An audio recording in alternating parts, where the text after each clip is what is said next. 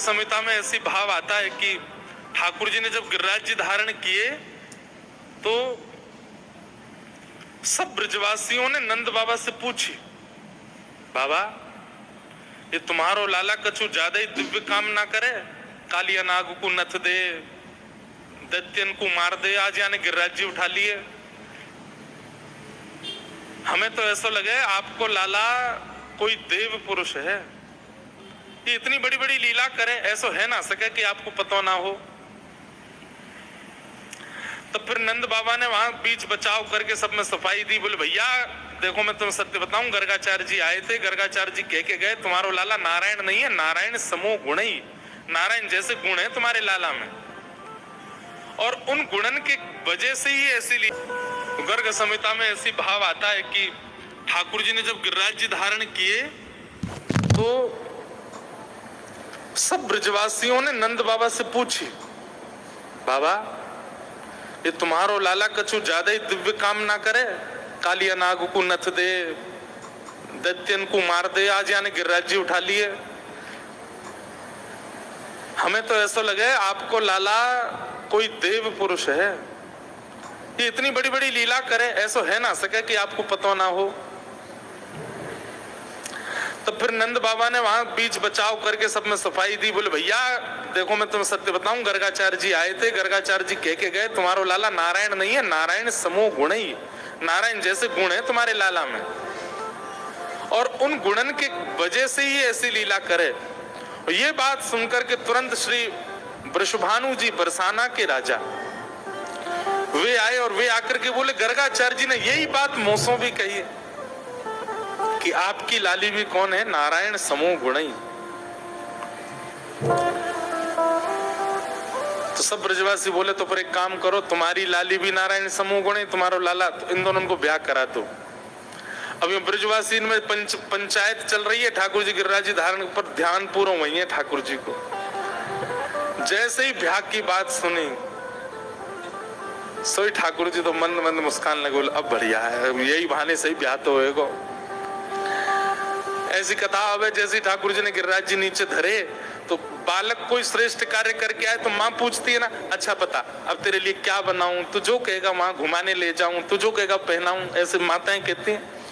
तो यशोदा मैया ने लाला गोद में बैठाए, बोले लाला बता कहा करूं, तू जो कहेगा तेने ऐसा काम कियो, पूरे ब्रजवासी तेरी जय जयकार कर रहे हैं। मो बचपन में तो बड़ी चिंता होती लाला, सब तो कुछ चोर कहते ना, मो यहाँ लगती पता ना लाला हमारो नाम खराब करेगो, पर लाला आज तो तेने हमारी नाक ऊंची कर दी, गिरिराज पर्वत उठा लियो, पता तू जो कहेगो सब करूंगी मैं। ठाकुर जी ने अब अदा भर ली ने, थोड़े फूले नहीं समा रहे, मैया कहे तो कोई फायदा ना, तू करेगी तो है ना, ना ना करूंगी लाला, तू बोल तो सही, तू बोलवे में देरी करेगो, मैं करवे में देरी ना करूंगी।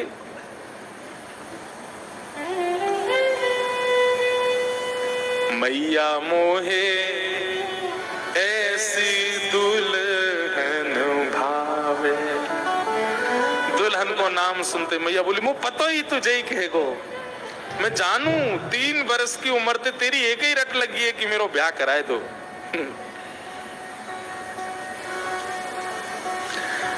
का गोपी की, अब देखो ये कितना सुंदर पद है, परमानंद दास जी का पद है, का गोपी की तनक ढुटनिया, का गोपी की तनिक ढुटनिया।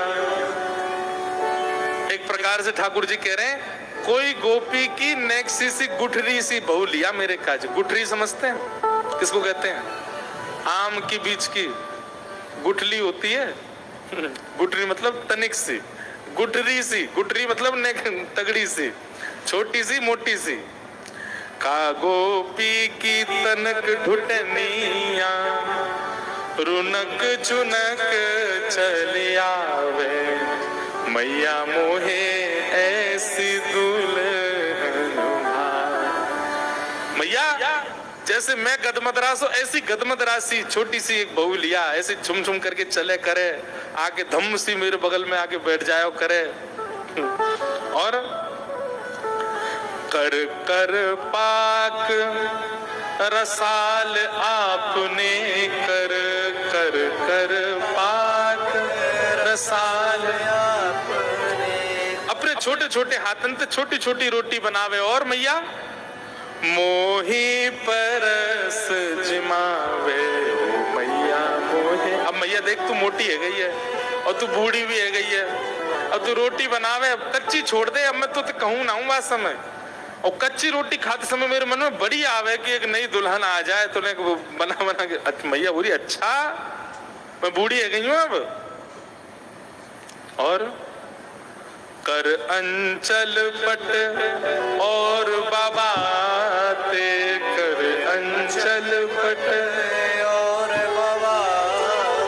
मैया घूंघट कर ले नंद बाबा को देखते ही, और थाड़ी प्यार दुरावे। मैया जब मैं भोजन करूं तो ऐसे पंखा जरो करे, ऐसी बहू लिया। ख्वाबन में देख रहे हैं ठाकुर जी बोल रहे हैं मैया ते। और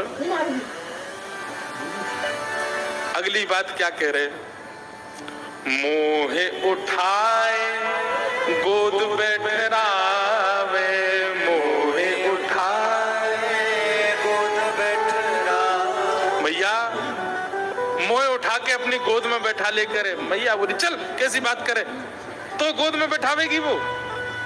हाँ मैया कभी बातें रूठ जाऊंगा तो वो मैं अपनी गोद में बैठा लेकर मोए उठाए गोद बैठा रे, और करी मनुहार मनावे ओ मैया मोहे ऐसी दुल्हन भावे। मैया मोए ऐसे थोड़ी पकड़ के मनाए करे।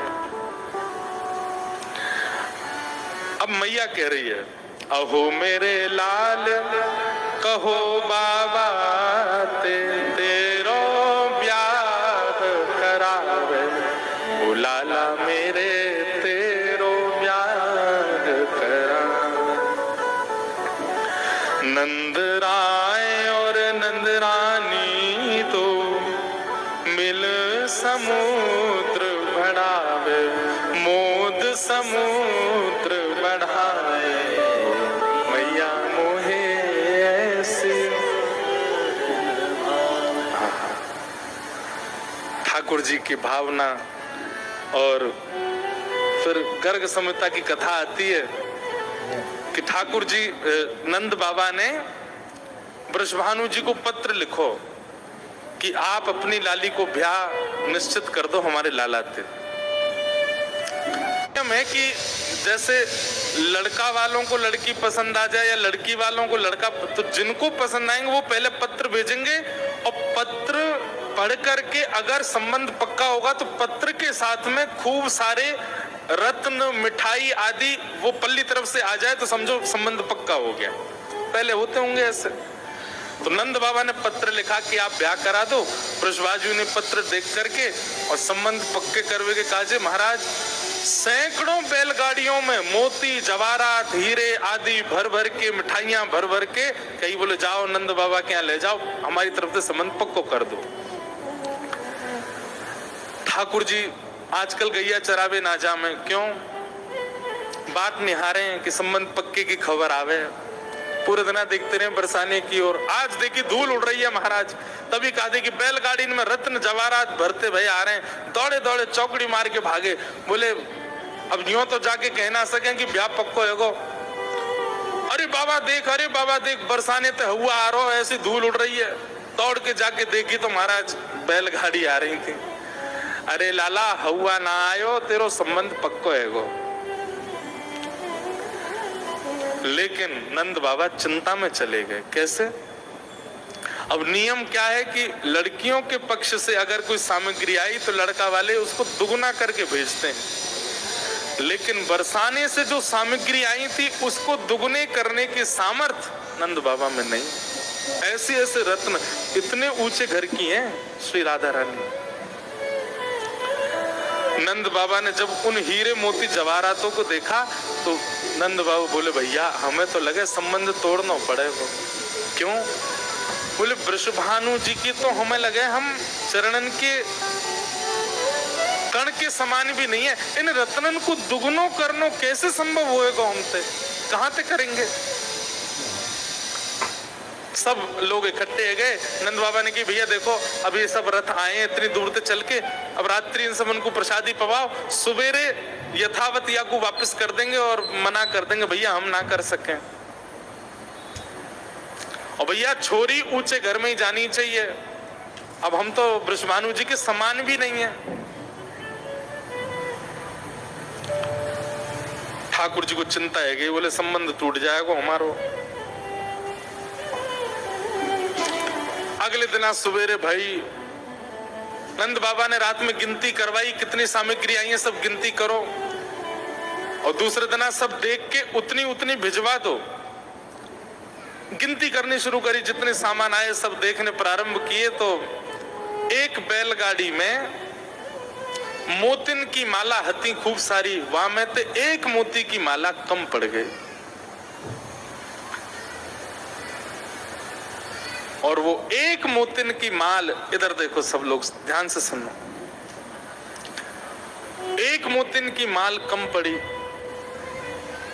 नंद बाबा बोले अरे भैया यथावत सामग्री पहुंचानो तो दूर, एक माला कोई चोर चोरी करके और ले गया, मैं तो अब कहां मुंह दिखाएंगे हम। एक तो वैसे ही हमारी नाक हमारी नजर झुक गई है, हम यथावत सामग्री दे नहीं पा रहे हैं, ऊपर तो कोई चोरी करके और ले गया। नंद बाबा सिर पे हाथ धर के बैठे, इतने में ठाकुर जी आए खेलते कूदते, बोले बाबा कहाँ भयो? बोले देख लाला तेरे ब्याह के काज सामग्री आई, कोई चोर चोरी कर लेगा और वापस कैसे भेजे, हमें तो संबंध तोड़ना। नंद बाबा को हाथ पकड़ करके ठाकुर जी बोले बाबा वो मोतिन की माला तो मैं ले गो। नंद बाबा बोले कहाँ को ले गो? बोले बाबा मैंने सोची आप कल रात में कह रहे हम लोगन पर रत्नन की कमी पड़ रही है, हम रत्न दे ना पा रहे, तो मैंने सोची बाबा के इतने बड़े बड़े खेत हैं, बाबा बीज बोवे, और जैसे ही बीज बोवे वहां में तो इतनी सारी फसल निकल के हमें इतने सारे बीज है जाए, तो मैंने जाके मोती बो दिए, उनमें तो वृक्ष निकल आमेंगे, खूब सारे मोती है जाएंगे। नंद बाबा बोले अरे दारी के जे काकी होते हैं ना, मोती तो कोई मोती नहीं करते होंगे। बाबा एक बार बताऊं, मैंने तो मणि भी बो दी मां में, हीरा बो दी है। अरे यशोदा देख समझा अपने लाला, या ब्याह करनो या यो ना पतो कि मोती बोवे तो मोती ना हो, मैं या को ब्याह करवे की कह रही है, कहां बोए दिखा मोए। ठाकुर जी हाथ पकड़ करके ले गए खेत में। जैसे ही खेत में जाकर के देखी महाराज, वहां पे वास्तव में रत्नन के मणिन के मोतिन के सुंदर सुंदर बगान प्रकट है गए। वो सब देख करके नंद बाबा बोले लाला जी कैसे भयो? अब बोले या मत सोचो कैसे भयो, मेरो ब्याह पक्को कर दो, दुगनो दुगनो सब भेज दो। और श्री ठाकुर जी का विवाह निश्चित हुआ। बोले वृषभानु के जमाई की।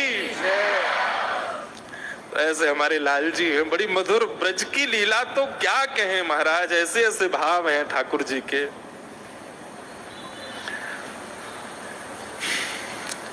गिरिराज लीला पूर्ण हुई, एकादशी व्रत की कथा सुनाई गई, आदि आदि भाव सुनाए गए, और अब यहाँ से रास पंचाध्याय का क्रम प्रारंभ हुआ। श्रीमद् भागवत का प्राण रास।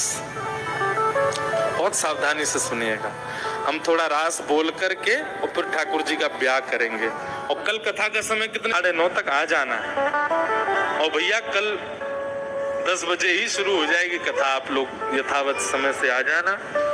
आइए रास के प्रसंग में हम प्रवेश करें। भगवान पिता रात्रि शरदोत्फुल्ल मल्लिका वीक्षरन्तुं मनश्चक्रे योग मायामुपाश्रित।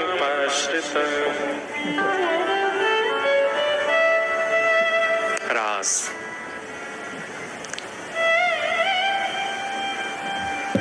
रस और रास, मैं सब कथाओं में ये बात कहता हूं। रास का मतलब क्या होता है? अभी आपसे पूछा जाए रास, भगवान ने रास किया, क्या है रास का मतलब? आप कहोगे नाचे थे। नृत्य रास नहीं है, नाचना रास नहीं कहलाता।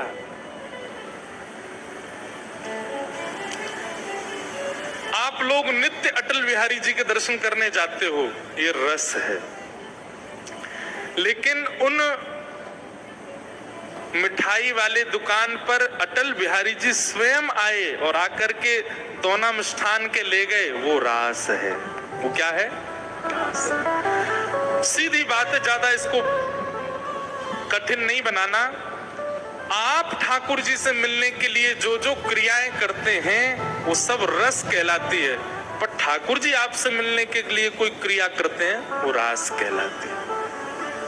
वो रास है। अनेक वैष्णवों के साथ ठाकुर जी ने रास किया। सागर में भी रास हो चुका है, इसलिए हम वृंदावन को रास मंडली कहते हैं। क्यों कहते हैं रास मंडली है वृंदावन? वहां ठाकुर जी कब अब भी इसी वक्त में यहाँ कथा, अभी भी किसी पर कृपा चल रही होगी वृंदावन में, किसी के घर पे ठाकुर जी प्रत्यक्ष बैठे होंगे, कुछ कृपा लीला कर रहे होंगे, हमें नहीं पता है। वहां नित्य वैष्णवों के, आपके यहाँ पर एक रास हुआ, किन्हीं के घर ठाकुर जी गए, वहां से मिठाई पा लिए, गैया की सानी कर आए, ये सब रास है। ठाकुर जी सहज होकर के कृपा करते हैं, लीला करते हैं, सब रास कहलाते हैं। और उन रास का चिंतन करके, उन रास का श्रवण करके हम जो आह्लाद में आ जाते हैं, उसके बाद या तो नेत्रों से आंसू आते हैं या थिरकने लग जाते हैं, इसलिए नृत्य होने लगता है। पर नृत्य का मतलब रास नहीं होता। आनंद की सीमा जब ऊपर चली जाती है तब अपने आप